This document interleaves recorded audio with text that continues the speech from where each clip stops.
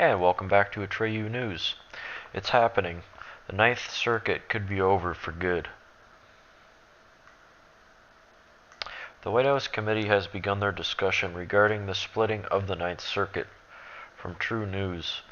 On Thursday, it almost sounds like my name, Atreyu News. On a Thursday, a House committee began the discussion of potentially splitting the Ninth U.S. Circuit Court of Appeals.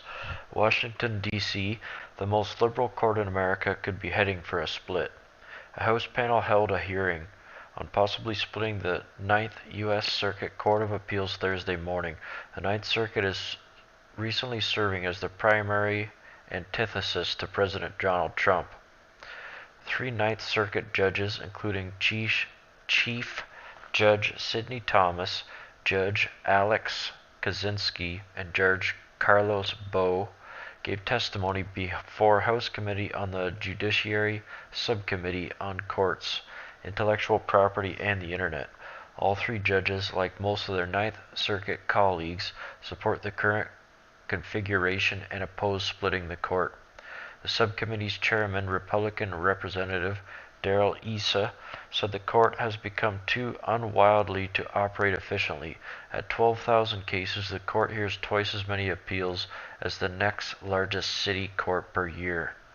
So it appears they're destroying themselves by their psychosis and their psychotic movements. But I remember I was having this discussion with others. Since Trump is being held up again by Hawaii, I still stand by my original claim. He should have just stayed with his original claim for the immigration ban and ran it right through the Supreme Court, because the stupid Ninth Circuit Court has like an 80 or 85% fail rate. You probably would have had a better chance, because what's obvious now is that even if Trump gives the Democrats what they want, they'll never sign for it and they'll always oppose it. They are not Americans, as far as I'm concerned, not true Americans. What they represent is a globalist psychosis. What this bus driver did is amazing, and the video has gone instantly viral. A Milwaukee bus driver stopped her bus to pick up a young boy she saw wandering the streets barefoot. Bus driver Denise Wilson was driving on her bus route when she saw a 5-year-old boy wandering in the cold, alone and barefoot on the streets of Milwaukee. Nice parenting, you idiots. Let's take a look.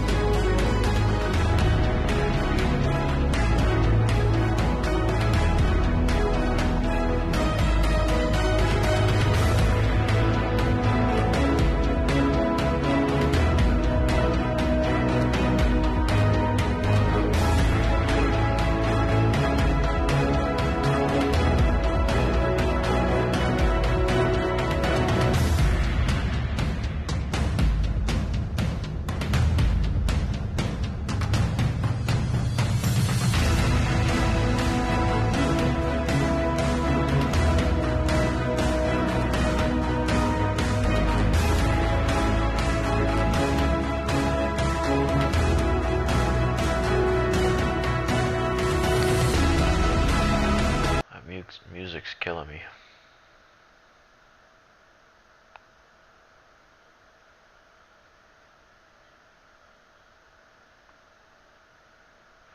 What's the thing?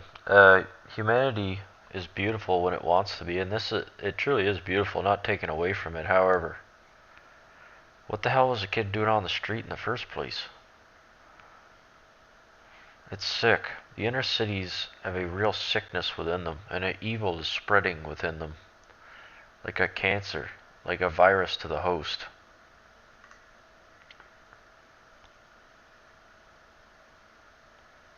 Rand Paul just dropped the mic on John McCain. Remember this nut job? This guy was nuts 10 years ago. Now he's really off the wall, insane. Rand Paul stated John McCain makes a really strong case for term limits. The war of words between Senator John McCain and Rand Paul is escalating. Rand Paul, the son of Ron Paul, is a great man and a doctor.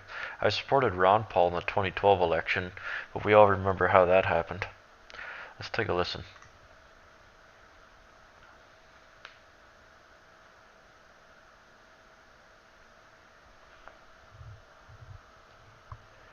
A senator blocking a treaty